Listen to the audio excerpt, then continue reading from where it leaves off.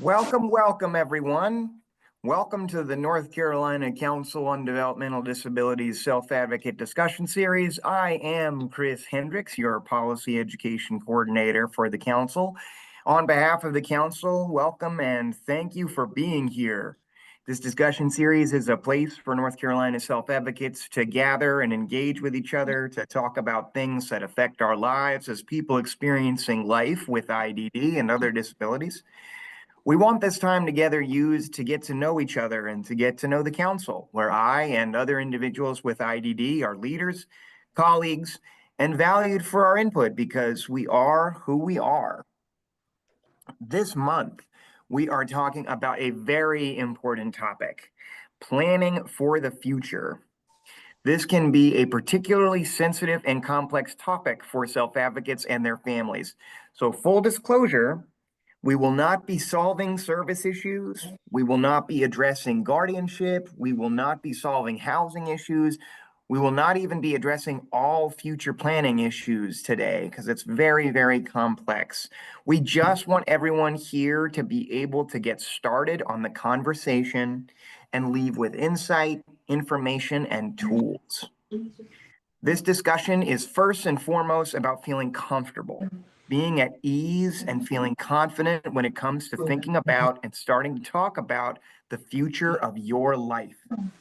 Today's session will be a panel discussion co-facilitated by two extraordinary guests from First and Families North Carolina who know a thing or two about supporting planning for the future for individuals with IDD. Our facilitators will guide two self-advocates and their family members in sharing their experience with planning for futures. Please be aware that self-advocates' voices are prioritized in this session. Today's experts aim to emphasize self-determination and dignity of risk. Family and professionals are welcome to put thoughts and questions in the chat. Now I get to introduce our honorable guests. I really am so excited to introduce our co-facilitators today. First, we have Debbie Wells. Debbie is the Communications and Sustainability Director of First and Families of North Carolina. She holds a Bachelor of Science in Organizational Communication. Born and raised in Florida, she began her nonprofit career in early childhood policy in the greater Orlando area, helping to launch the state's first voluntary pre-kindergarten program. She's worked to support the lives of North Carolinians with developmental disabilities since 2008. She is the parent to a remarkable college-age son who also has autism. She lives in Chapel Hill with her son, husband, and 3 quarantine-adopted cats. Next, we have Beth Hudson. Beth Hudson is a native of Durham, North Carolina. She and her husband, Daryl, have 2 daughters, Kelly, 25, and Caitlin, 18. After Kelly was born with hydrocephalus, causing developmental delays and other medical issues, Beth became involved in early intervention. In 2001, she began volunteering on the Durham Council for Infants and Young Children with Special Needs to learn about the system of care that she and her daughter were now a part of. This led to a job at the Durham Children's Developmental Services Agency and then Family Support Network, where she provided resources and support for other parents of children with disabilities. Beth has worked at First and Families since 2016 and is the program coordinator for FIFNC's Lifetime Connections program. As her daughter Kelly has grown into adulthood, the family focus has been more on planning for the future. A warm self-advocate discussion series. Welcome to you both. Thank you so much for being here. Next, let me introduce our guest panelists. We have 2 wonderful self-advocates here with us today, along with their family members. I will help you hold applause, we ask that you hold applause, until all our panelists are introduced. First, let me introduce Kay McMillan. Kay McMillan is a self-proclaimed disability rights hippie and the founding board chair of Youth Lead NC, a nonprofit organization that is the sanctioned event provider for the North Carolina Youth Leadership Forum. and holds year-round programs for the youth and young adults with disabilities. Her passion for disability rights first sparked at the age of 15 when she has attended the North Carolina Youth Leadership Forum as a delegate. This life-changing event gave her the confidence to attend North Carolina State University and live independently on campus all throughout her college career. Kay graduated summa cum laude in 2017 with a Bachelor of Arts in Political Science and minors in Nonprofit Studies and Accounting. In other words, she's a lot smarter than me. Today, she continues to live independently with the support of personal care assistants and 2 roommates who provide overnight assistance as needed. In addition to her work at Youth Lead NC, Kay serves on the North Carolina Council on Developmental Disabilities, all while advocating for greater opportunities for people with disabilities to lead fulfilling, independent lives. Lead on. With Kay today, we have her mother, Sandy McMillan. Sandy McMillan dedicated 17 years to IBM before prioritizing her family, both of whose children have disabilities. In addition to being active in her children's classrooms, she also contributed her skills to numerous nonprofits, including a 27-year tenure on the North Carolina Assistive Technology Programs Advisory Council, boards for Family Support Network of Wake County, and North Carolina Statewide Independent Living Council, and chaired New Voices Foundation, an organization championing inclusive education for children with significant disabilities for over 16 years. Welcome, Kay and Sandy. Next, let me introduce Jonathan Ellis.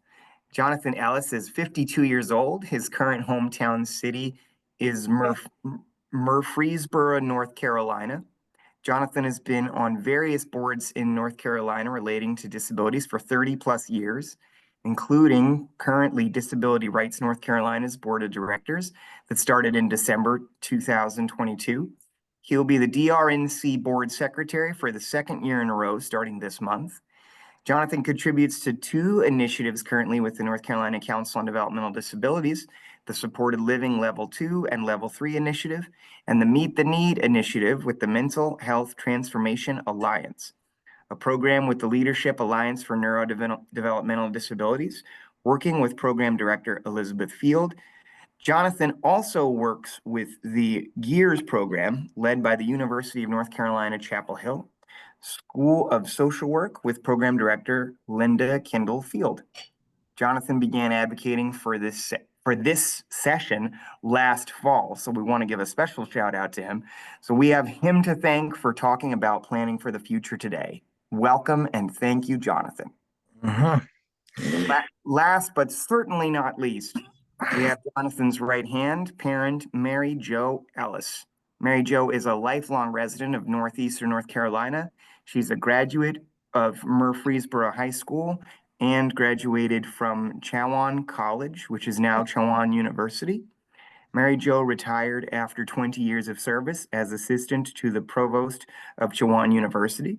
She has served as assistant in several administrative settings, including business manager for J.S.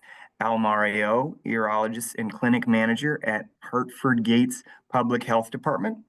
Mary Jo is a member of Mahiran Baptist Church and is the mother of 2, grandmother of 2, and enjoys genealogy. Now, thank goodness, it's time to get started with the program where I don't have to talk anymore for a while anyway.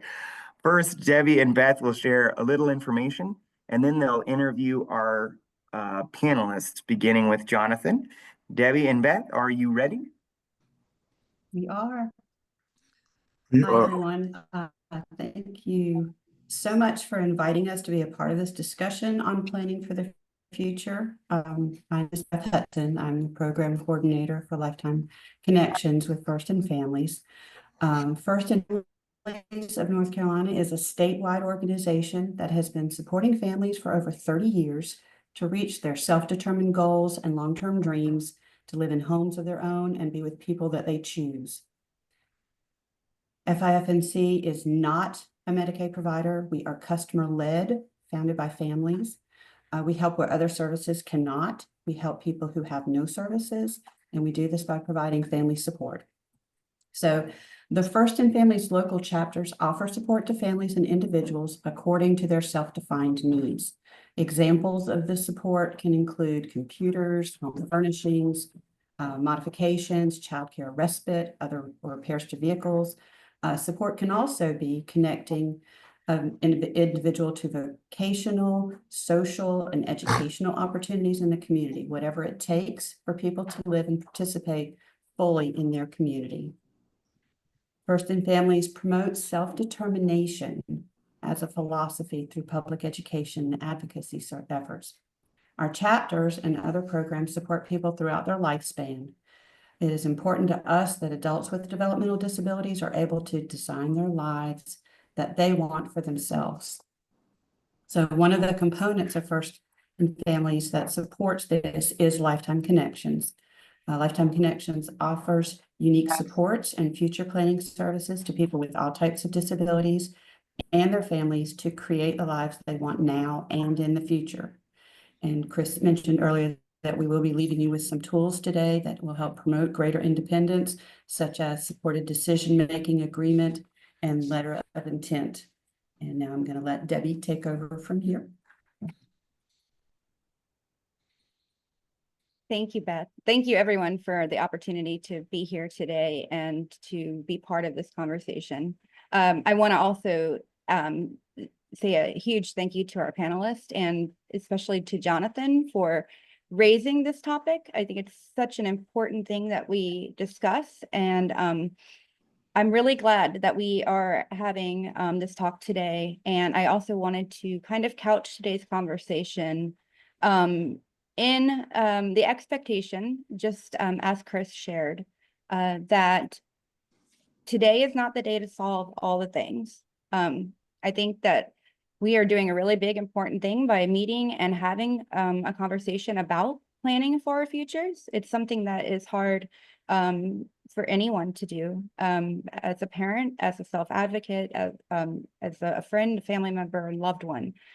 So be proud of yourself for being here and you've taken the first step to look into moving forward with this. And I wanted to just ask that we all extend ourselves a little grace and remember that we're here today to talk about how we talk about things and hear from our panelists a little bit more about how they've navigated these conversations, Yeah. and also to be able to share with you towards the end some tools that you can use on your own and with your loved ones to begin making a plan for the support and people you want in your life.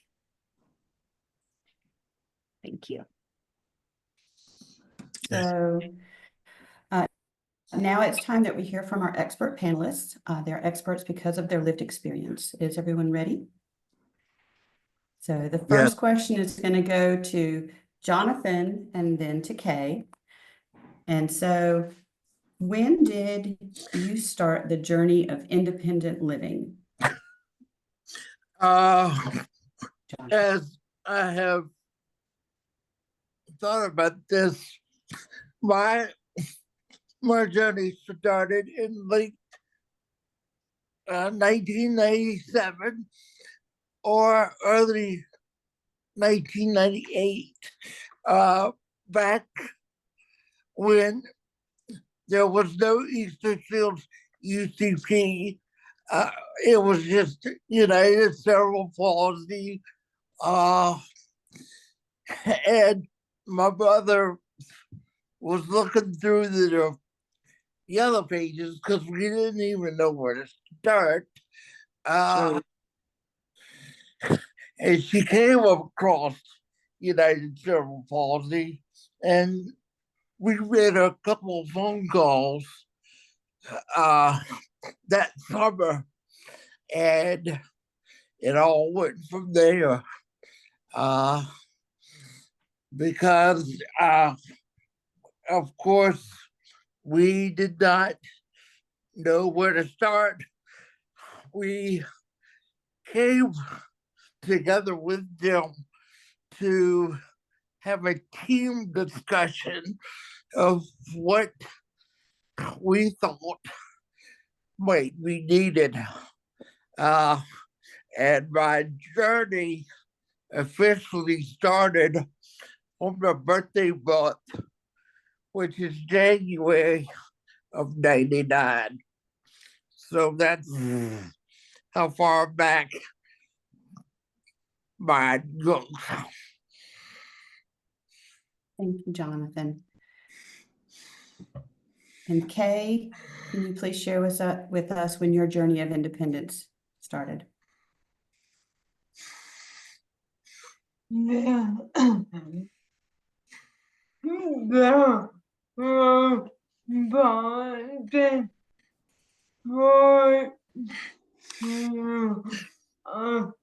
Going to hear if my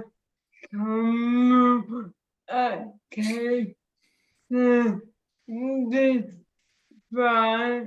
The robotic voice you are about to hear is Kay's communication device.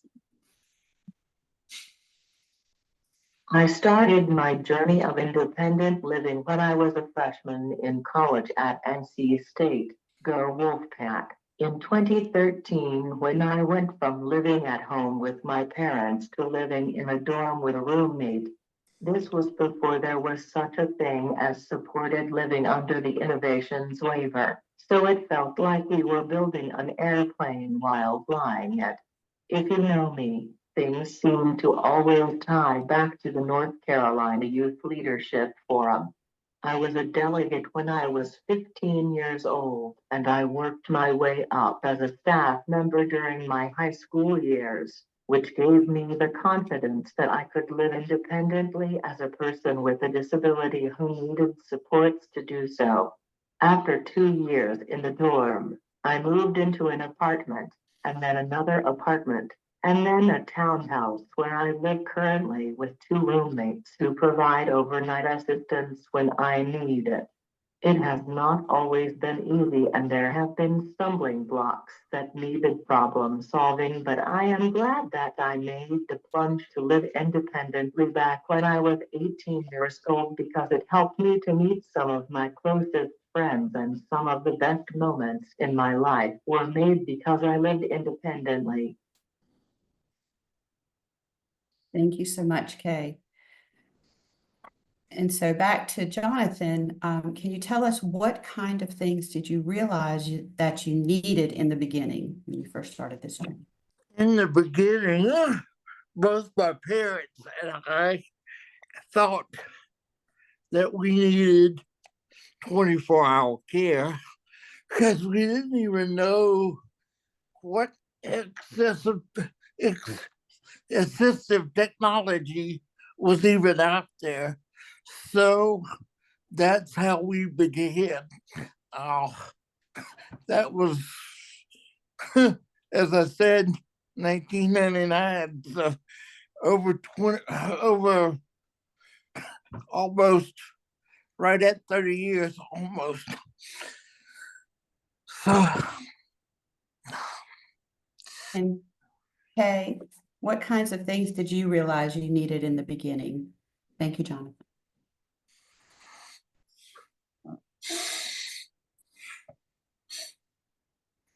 As an individual with a significant physical disability, I have been on the Innovations waiver since I was 3 years old, which provided me with personal care assistants who helped me with my activity. Yeah, no, no, but then, Kay hit the wrong button. no, no.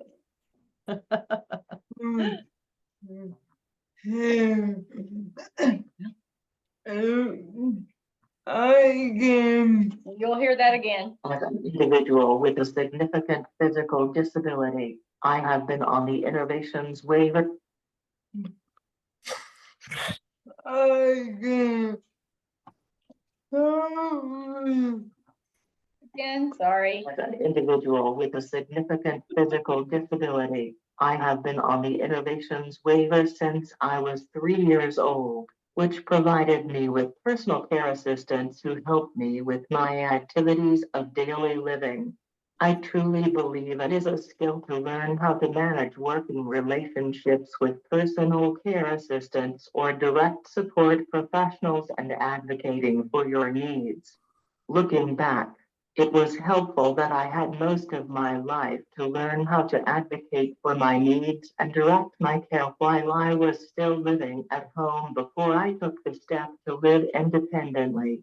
My hours through the innovations waiver significantly increased when I went to college, and I used to say I had a small army of DSPs who helped me back when I was in college.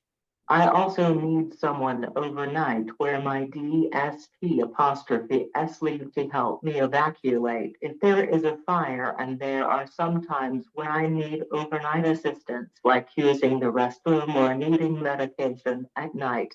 My first roommate back when I was living in a dorm as a freshman in college was my best friend from my time at the Youth Leadership Forum. She had low vision, so talk about interdependence or how we all need other people to help us with things.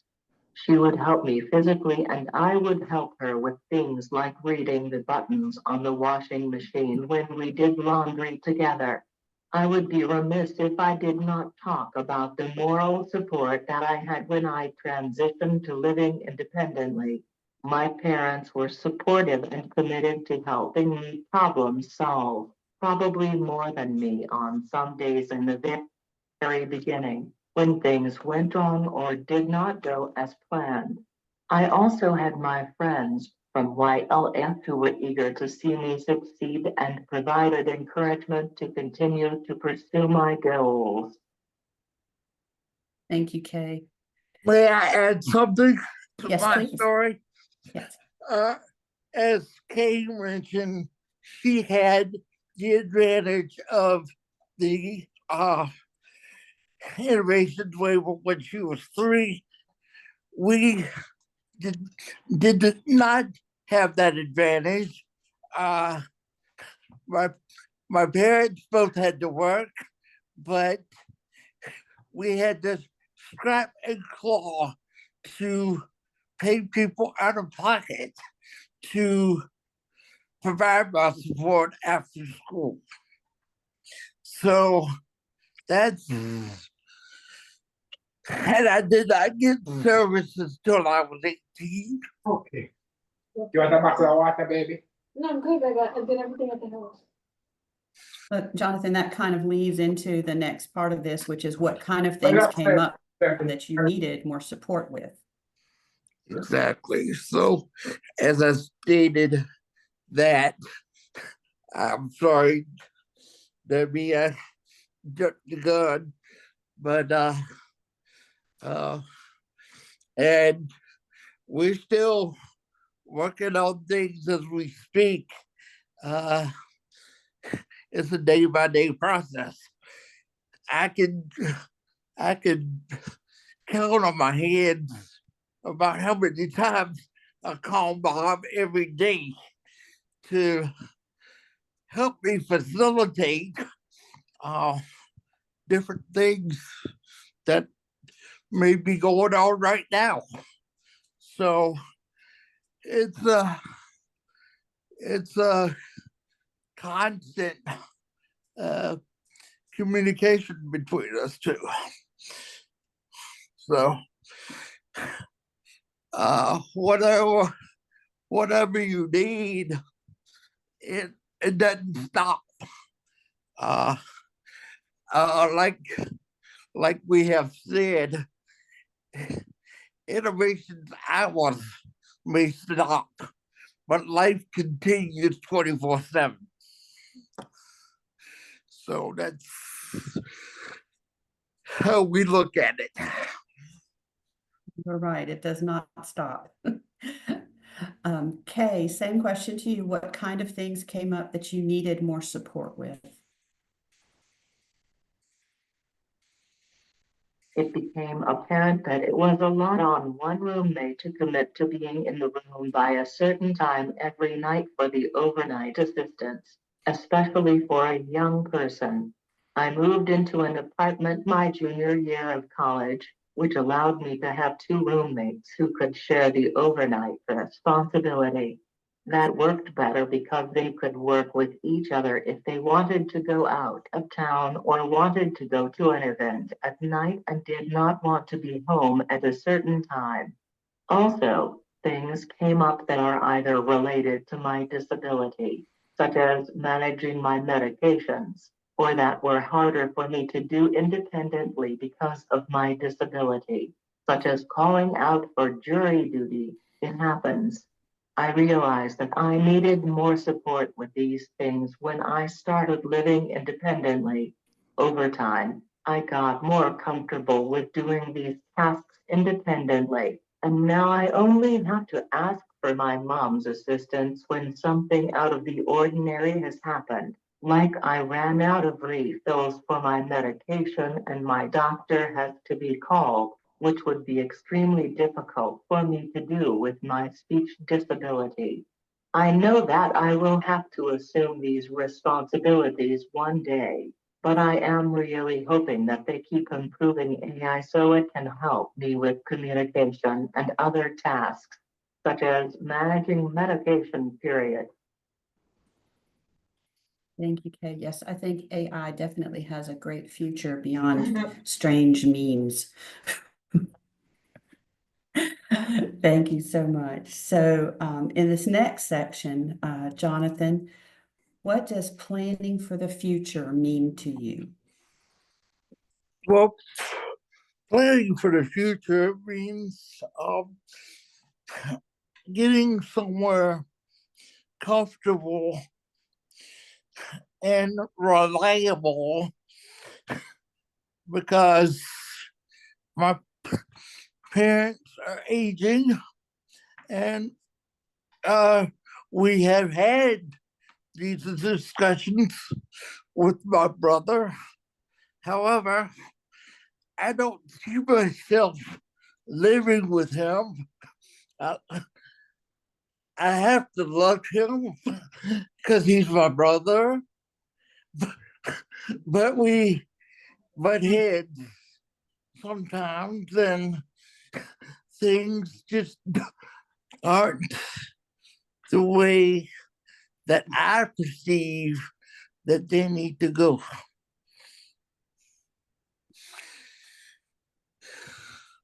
Thank you, Jonathan. Kay, same question to you. What does planning for the future mean to you?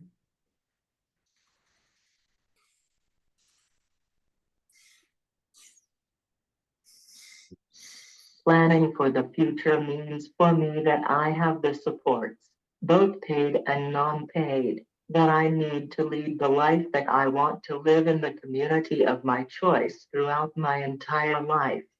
A reliable system is in place to make sure someone is there in the morning to get me out of bed so I can continue to work, have friends, do my hobbies, and live my life after my parents are gone and can no longer be my backup plan in case someone calls out. I envision having natural supports as well as my DSPs. However, I want my natural supports to be just that, natural. And if I need help, they help out when they can. I truly believe that a huge piece of the puzzle when it comes to planning for my future is having a robust DSP workforce that would truly make in-home and community-based supports a viable alternative to institutional living for people with disabilities. That is why both my mom and I have been advocating for DSP wage increases along with other measures to professionalize the workforce. You are correct on that, and thank you for your advocacy. I could not agree more, and I am doing the exact same thing. So the next part of this is what are you thinking about for your future, Jonathan? As I stated, or wrote in an email to Melissa so that she had the notes. the plan is to move closer to my brother and his wife, or my fiance, as once things become unmanageable for the natural supports that are in place right now. As I stated, my parents are aging. I need the help to start that conversation. My mother and I have had nighttime conversations in my bedroom of how to get this started, but we need the professional assistance to move it forward. So that might not be the written answer that I had, but that's what's come to mind. It's a great answer. We appreciate you. Thank you. And Kay, same question to you. What are you thinking about for your future?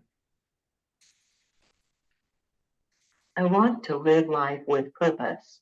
If you all know me, you know that I am a big advocate for self-determination and having people with disabilities in charge of their own lives. I want to make a difference in the world, and I want to live a full and vibrant life. However, it is really hard to plan anything, let alone work, if you don't know if you are going to have someone get you up in and out of bed in the morning. Right now, I am grateful that my parents are able to be the backup if one of my DSPs calls out. But I am concerned what will happen to me when my parents are no longer able to be the safety net for my care. This is the reason why I am passionate about the DSP workforce crisis, and I am currently advocating for changes, such as higher wages, that will lead to a more robust workforce of DSPs to provide in-home and community-based services. Thank you so much, Kay. You're exactly right. So now we're going to let the family members answer some questions, and Debbie is going to take over for here. Wow, tough act to follow, moms. Congratulations on having such wonderful kids. Sandy, I don't want to put you on the spot, but since Kay just spoke, I wonder if you would share with us, just in general, what does planning with Kay for her future and your future, right, mean to you? Well, they mean everything. I love where she says that we've been supportive, but yeah, we've been supportive, but at the same time, we're scared to death. I mean, that's a big piece of it, because the existing planning that we have done, we know is not adequate. And it leaves you feeling that you don't want your fears and your basically your fears to reflect onto them as they're trying so hard to live an independent, meaningful life, as Kay said. So that's, I think, the biggest thing. And, when you talk about planning, there's two levels of planning that parents do. One is today. How am I going to get through everything that has to be done today? Is there a snowstorm on the front? Do I have to make sure that there's going to be someone there for that shift if it's iced over? And then there's the future planning as to, and it really comes down to this: what happens when we're gone? What do we do? And I think that's kind of a summary of that. Thank you, Sandy. Mary Jo, would you like to share on the same question about, yeah. Well, Sandy has articulated our feelings to perfection. I can't add any more to that, other than to say that each of us are in a different place on our journey. For our family, the future is now. Jonathan is 52 years old. He had a birthday yesterday, as a matter of fact. I am not 52 years old and haven't been in 20 some years. So our future is here. His future without us, again, as Sandy said, is inadequate. DSPs seem to be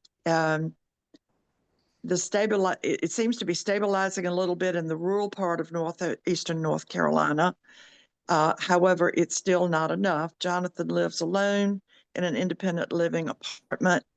Consequently, his hours of DSP assistance is higher than some, but it's still not overnight. And for the last 14 years, his father and I have alternated spending nights with him in his apartment. And that's the way we're making it work right now. Obviously, that has a shelf life, that has an end date. So what is that next piece of the puzzle that will allow him to remain independent and in his own apartment or home 24/7? If I can add something, I think Mary Jo just said something. This is not a one and done. You don't have a No. plan and then put it on a shelf. No. It's a plan that you have now. It's a plan that may have to change for whatever reason tomorrow. And you may have to adapt to new things and other than us aging. But I think the biggest thing is, for as a parent, it's really hard to realize that there's no end to this. It continues to evolve as your child ages and as you age. That's right. This is That's Melissa. right. Sandy, Debbie and Beth, would you mind moving to question number 5 and let's hear just a little bit more from Mary Jo and Sandy? That would be great. Yeah. That was actually the next part. And I know that we're all in various stages of this process, and today is really about starting that conversation. And you guys have really inspired me through our previous conversations, and I hope you can share, Mary Jo, maybe if you want to start with how you felt, especially since Jonathan kind of was our impetus behind having this conversation today here with everyone.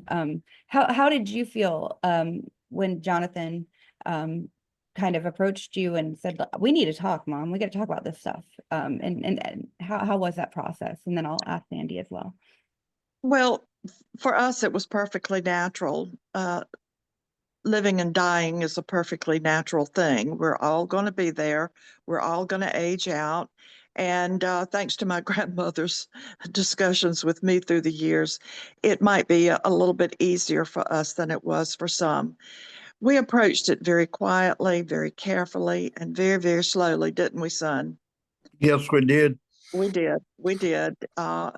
Without drama, without hysteria, without angst and hand-wringing. And of course, that took some practice on my part. And Pragmaticness. I Yeah. love you, but it still takes some practice on your part. Wow.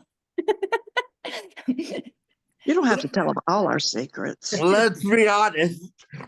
We appreciate your vulnerability, seriously, because it is, these are hard conversations to have, and I think it's really important to show that it's just Transparency is everything, and I know that parents and children have different relationships. Everyone is individual. All of us are unique in that. Some would find it painfully difficult to discuss, but I can assure you, as you age, as I have, these discussions do become easier and more natural. Now, we have a typically developing child who does not want to talk about it. Jonathan and I do. So there's the difference too. You've heard the adage that most adult children chase down mom and dad and say, "Let me know what's going on in your life. Let me have a copy of this," or "Can I help you do that?" Oh no, in our household, it's just the opposite. We try to involve Jonathan's brother in things, just natural things that have to do with Gerald and I aging and what will become of us. And his response is, no, don't deny me the hunt through your desk and through your closets to find out what I'm supposed to do. Wow. Yeah, everybody has a different approach. Yeah, they do. I wish I could say our beginning story of how we started talking about this. I think we were the angst and the Well, the yeah, difficulty.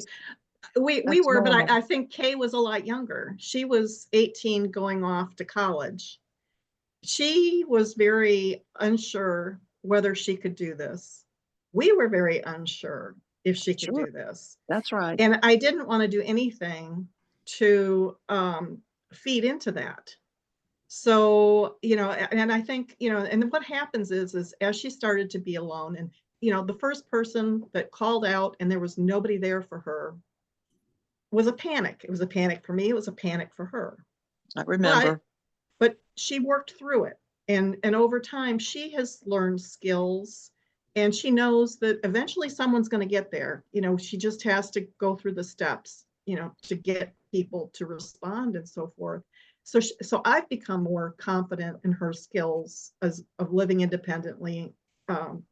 And she's become more confident. And then, when the DSP thing happened, all of a sudden, it was something that we had to start talking about. So we were kind of forced into I it. see. And that's how our story kind of came out. And now I think, when I was listening today, I wrote down, I said, it's kind of interesting that, we always seem to be hearing, or I keep hearing what her goals and dreams are in conversations like this that we're having with, I don't know, another 100 people. So obviously we need to do a little bit more talking between the two of us. That's awesome. Yes. And it's just ironic. We might be on two separate spectrums right now. Kay's younger, I'm older. Sandy is younger, more vibrant, and here we are. It's true. He's right. It's trying true. to help her daughter, whereas we are.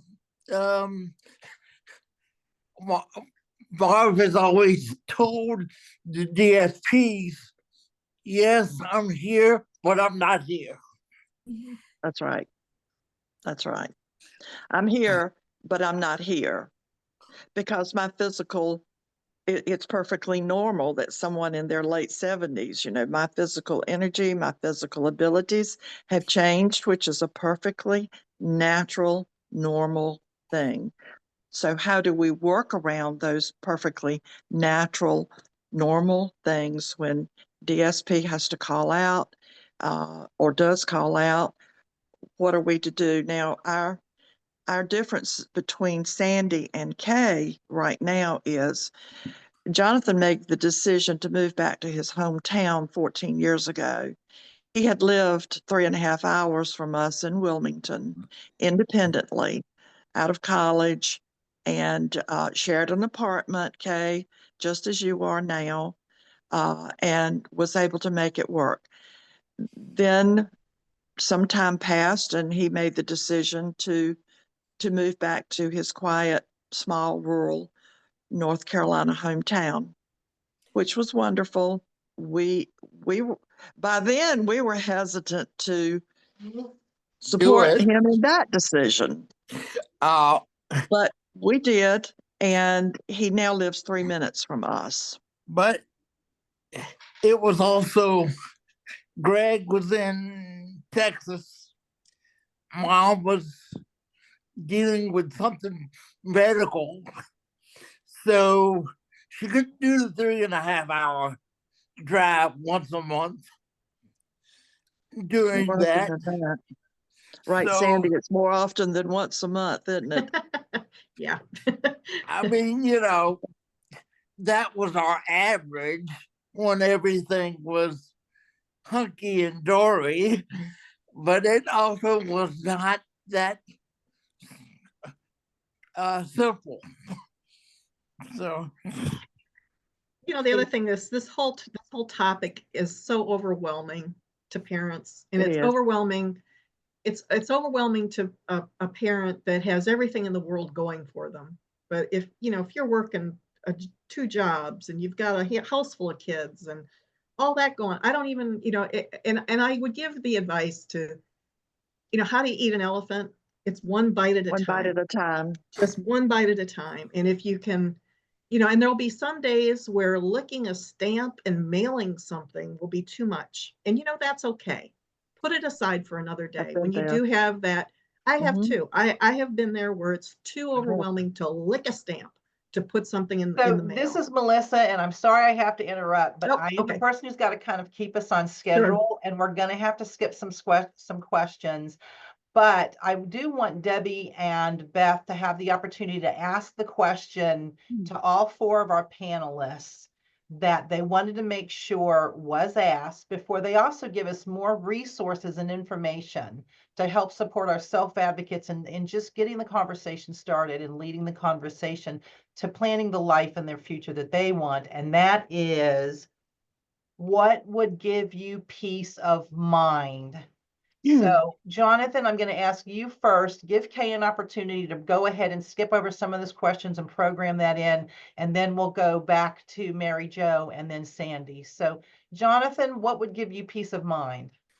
Peace of mind is one, and this it's going to snowball, but one piece of mind thing is the wage and the DSP crisis. These DSPs work 14 hours, some less than that, but that's my average that I'm doing right now. And they can't live on what they get. Some of them have 2 or 3 jobs. That's my takeaway. That's my number one right now. If we had time, I could go on and on, but I'm not. Thanks, Jonathan. And, again, I agree that is such an important component. And that was why today we're here to talk about talking, right? Because there's so many things we need to fix that we won't get done in an hour, but absolutely DSP crisis is huge. So thank you. Kay, are you ready to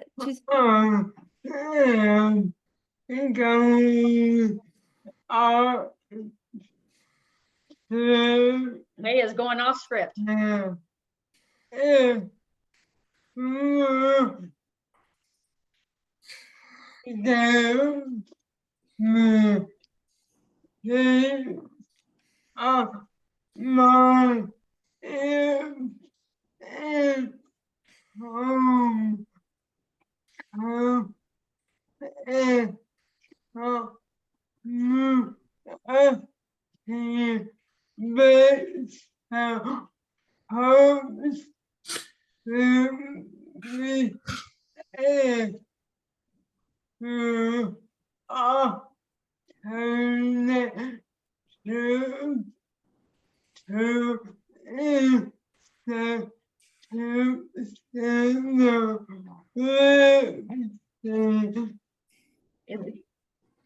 you get that?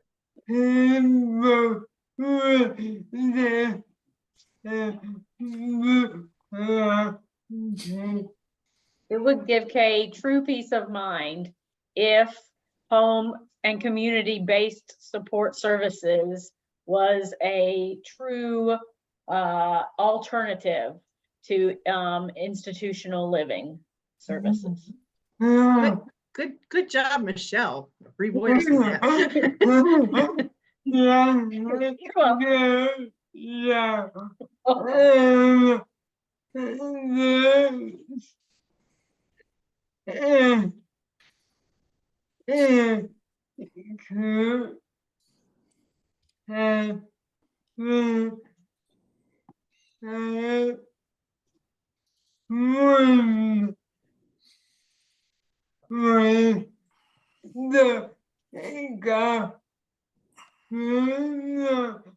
cause a state of emergency. And this includes when, in the planning, when the governor calls a state of an emergency for weather or, a disaster. If certain things would kick in for people that are vulnerable, is that what you're saying, Kay?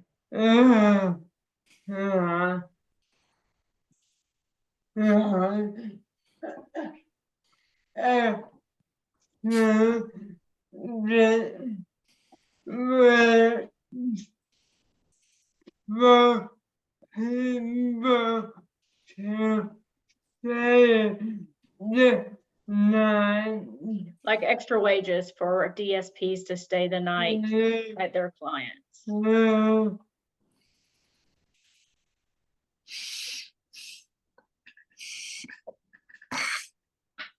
Sandy, Mary Jo, did you have anything to add to that? Sandy? Peace of mind. You know, what would give me peace of mind if I could disappear for a month and feel that I didn't have a care in the world, and that I could actually, know that she's safe and happy.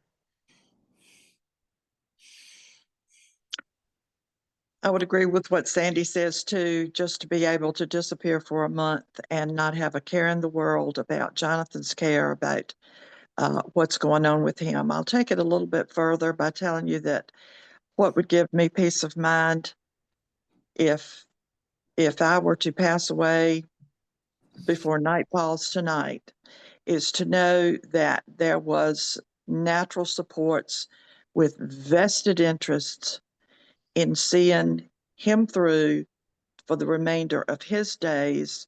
And quite frankly, DSPs who felt the exact same way. I mean, if you're going to ask for perfection, let's ask for perfection. Let's give DSPs a raise. Let's give them a livable wage that will cause them to want longevity in their jobs, to be more vested and more interested in him. When Jonathan first became independent following his college and moved to Wilmington, and I stayed awake during the nights and wondered, what in the world were we doing? Why in the world would anybody advocate for the exact opposite of the primal instinct to care for a child? What on earth were we doing?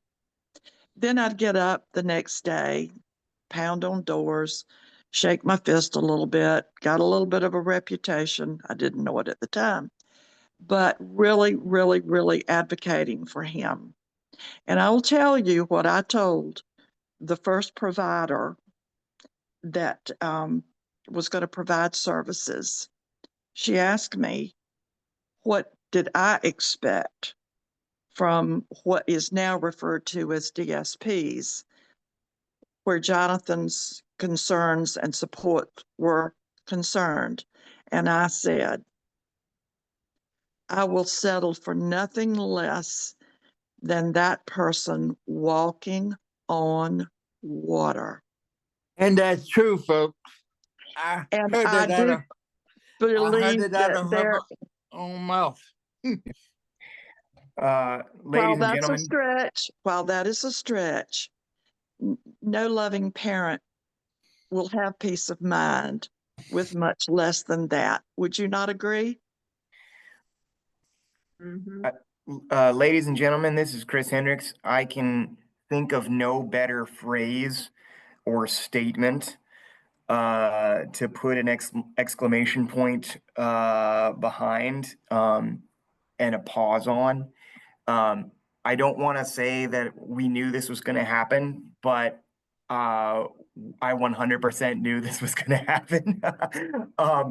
It's such a powerful discussion, and everything that our co-facilitators and our panelists have shared is so important. Our self-advocate discussion series, unfortunately, are only an hour. And we could do a whole seminar on this topic.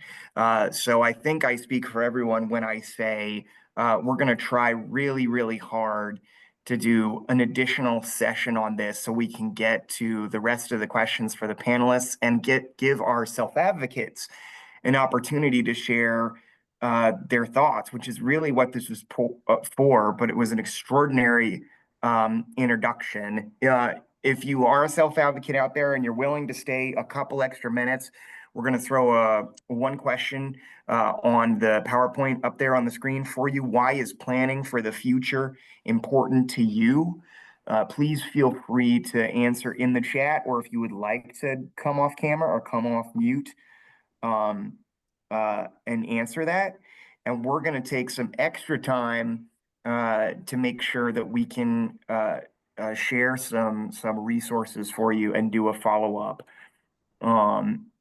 Do a follow-up to figure out exactly when we're going to do a part 2. And who knows what this will morph into. I can only speak for myself, but I'll take a risk in speaking for everyone and say just this was such a powerful experience. And I frankly don't want it to end. So I just want to say that really quick. And if anyone wants to jump in and answer the question, why is planning for the future important, particularly if you're a self-advocate? We have one response from Lisa Funderburk, and she wrote in the chat, planning for the future is important for our family because our typical adult son will have the responsibility to care for not only his younger brother, but also for us, his aging parents, in addition to this, his own growing family. So just trying to come up with a plan that allows him to have his own life and still have coverage for both our younger son with disabilities and ourselves. I'm looking for responses also from self-advocates. And are there any self-advocates with their hand up at this time that we can ask to come on camera and answer this question? Why is planning for the future important?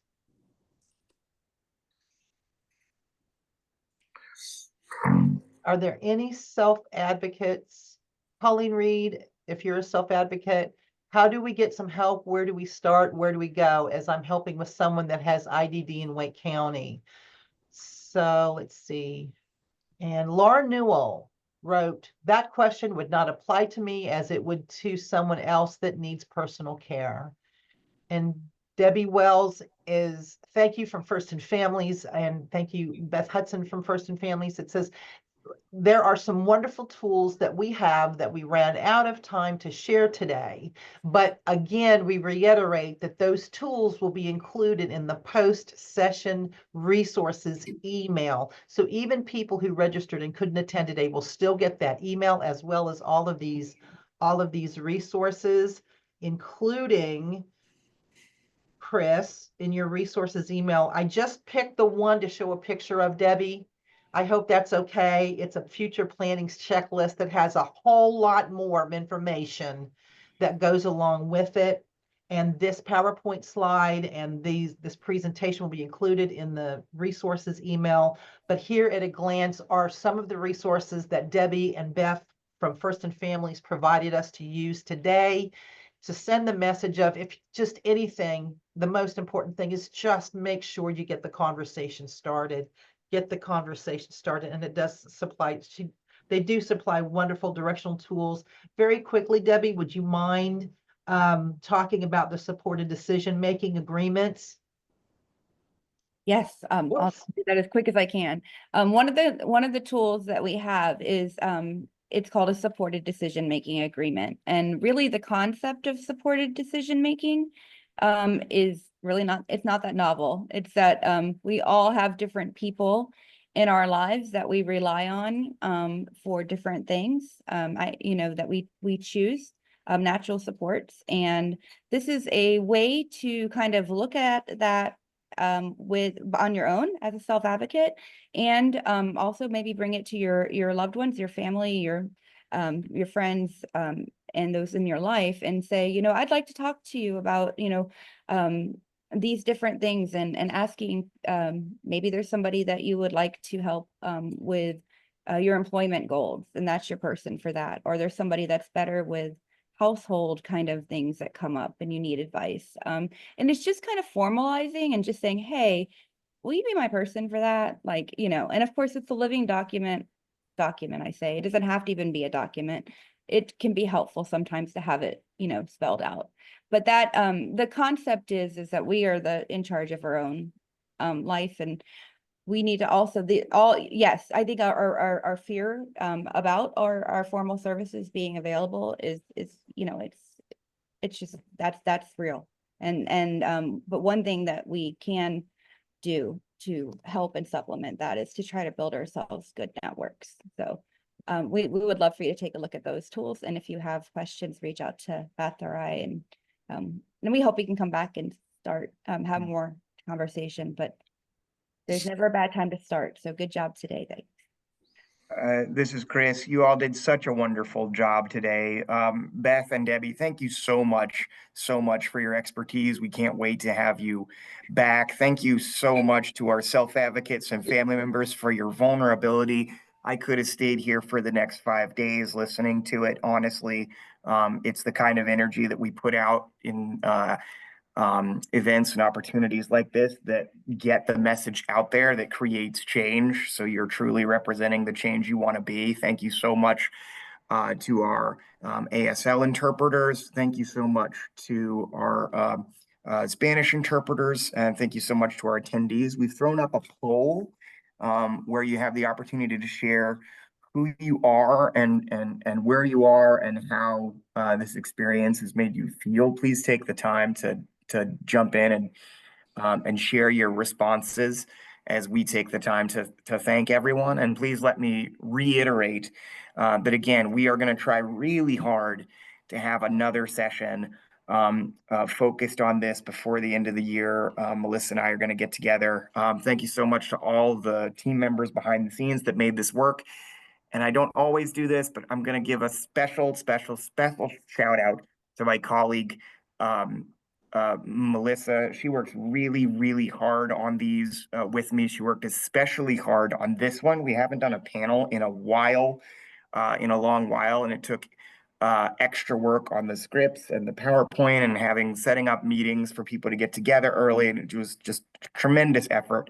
So thanks so much to Melissa, and thanks to all of you. We're going to give you more time next time to share. I wish we didn't have to go or let you all go, but you're all wonderful. And we at the North Carolina Council on Developmental Disabilities really appreciate you. Thank you all, and thank you to our guests again, to our guest facilitators from First and Families North Carolina, and so very much to current and former NCCD Council members, Jonathan Ellis and Kay McMillan, and their amazing family members and support folk. Thank you all very much for agreeing to do this. I know that we said that if you're willing to stick around for just a few minutes, I can't guarantee that we're going to be able to maintain the support from our ASL, American Sign Language interpreters, and our Spanish language interpreters.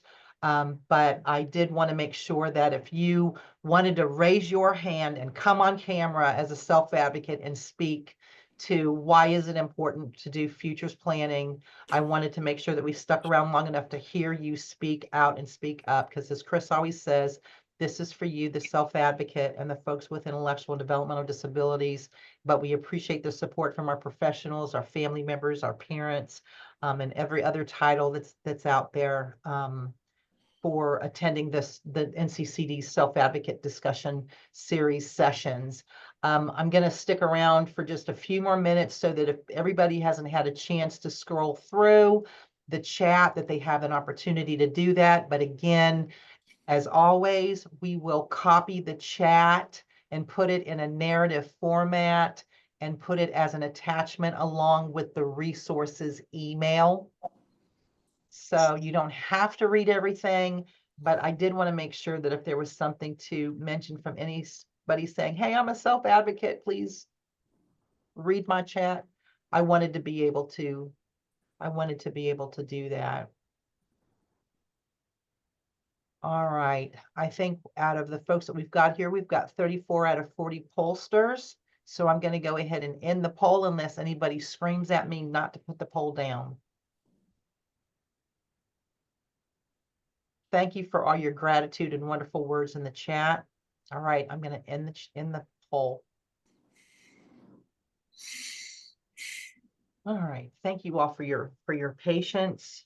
And I appreciate folks that aren't self-advocates today for making way and making room for individuals with intellectual and other developmental and other disabilities to speak for first and foremost today. We had almost 90 attendees, and that is absolutely the largest attendee audience that we've had since we started doing this in November of 2021. So again, to our panelists and our guest speakers, presenters, and facilitators, Debbie Wells and Beth Hudson, thank you all so much for sharing your story, your life experience, and your expertise with our group here today. All right, so this is a time where if we don't have any self-advocates rising to the forefront to say, hey, I still have one thing to say and you didn't let me talk, where it's time for the team that the administrative and operations team to stick around to do a quick debrief to see how things went, what can we do better, and how can we, what did you think of the session? So if you're not a member of the planning or implementation team, we want to wish you a great rest of the week and a great rest of the month, and we will see you next month at our next self-advocate discussion series. Chris, I think you said it was on justice and safely speaking with law enforcement. Thank you, Melissa. I hope that we can address this issue again. Yeah, we will. We're gonna. I don't know if we're gonna be able to do it through a self-advocate discussion series. I think it's bigger than a self-advocate discussion series. But I agree. This is Chris. I really format. think a special session is needed, which is, I think, Absolutely. good news, because it means that it means to some degree we're doing something right, if that's what's needed. So Yes. figure it out. And Thank you, Chris and Melissa. No, thank you. Thank you. Thank you both. If you're willing to stick around and give us input on how you think the session went, I would first and foremost like to hear from Debbie and her colleague, Beth Hudson, because I know they both have to skedaddle for other commitments. Well, they should have probably already been gone.